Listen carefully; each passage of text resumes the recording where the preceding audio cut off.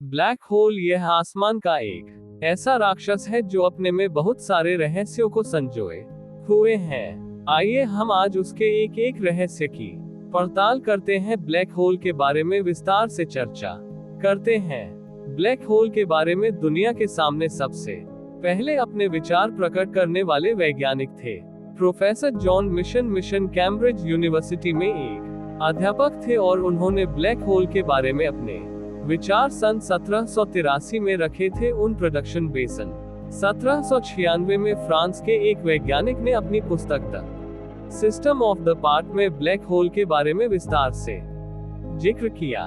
Black ब्रह्मांड का ऐसा पिंड है जिसका गुरुत्वाकर्षण इतना प्रबल होता है कि उसके पास रोशनी भी नहीं जा सकती और अंतरिक्ष में उसके आसपास या उसके गुरु तरीके में आने वाली हर चीज ब्लैक होल निगल लेता है।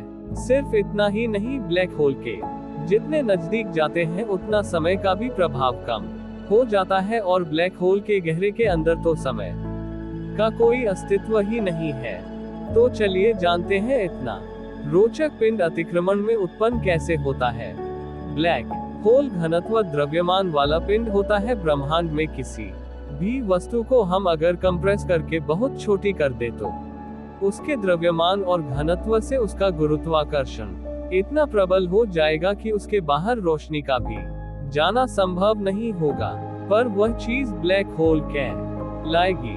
यदि हमारी पृथ्वी का घनत्व बहुत बढ़ जाए और संपूर्ण पृथ्वी को कंप्रेस करके -1.5 सेंटीमीटर कर दिया जाए तो उसका गुरुत्वाकर्षण बढ़ जाएगा और वह ब्लैक होल हो जाएगी। पृथ्वी से 13 लाख गुना बड़े हमारे सूर्य को भी अगर कंप्रेस करके एक छोटे से मटर के दाने के समान कर दिया जाए तो ब्लैक होल हो जाएगा। लेकिन याद रहे कि ब्लैक होल में प्रमाण की तुलना में तो बहुत महत्वपूर्ण है। हम जानते हैं कि पृथ्वी और सूर्य इस तरह से संकुचित नहीं हो सकते क्योंकि ना तो पृथ्वी का द्रव्यमान पर गुरुत्वाकर्षण बल इतना अधिक है और ना ही सूर्य का। लेकिन हमारे सूर्य से 10 गुना बड़ा कोई तारा हो जिसका द्रव्यमान और घनत्व अपार मात्रा में उसमें मौजूद हो तो वह अपनी विशेषताओं से ब्लैक होल बन सकता है। अक्सर ब्लैक होल तारों के ही बनते हुए ब्लैक होल के निर्माण को समझने से पहले हम तारों की रचना कैसे होती है ये समझते हैं। दरअसल तारों का जन्म प्रमाण की गैलेक्सी में उपस्थित धूल पर कैसे बनाए बादलों से होता।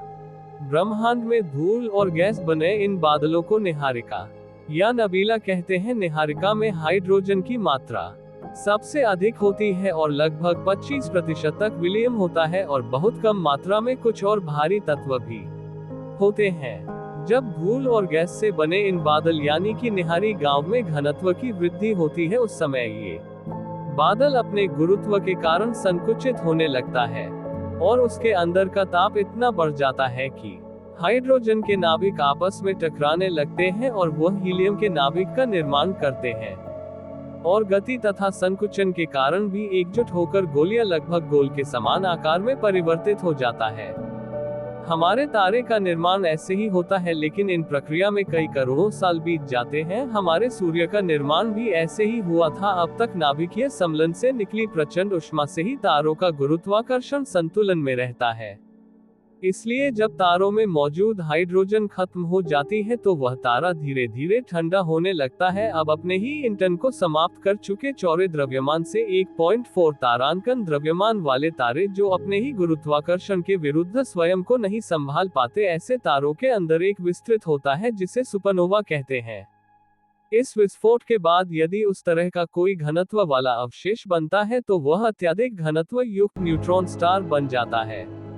अपार गुरुत्वीय स्विच ऑफ होने के कारण तारा संकुचित या कंप्रेस होने लगता है और अंत में तारा एक निश्चित क्रांतिक सीमा या क्रिटिकल लिमिट तक संकुचित हो जाता है और उस पार असाधारण संकुचन के कारण उसका स्पेस और टाइम भी विकृत हो जाता है और अपने में ही शेष पर टाइम का अस्तित्व मिट जाने के कारण वह अदृश्य हो जाता है और यही वह अदृश्य पिंड होते हैं जिसे हम ब्लैक होल कहते हैं।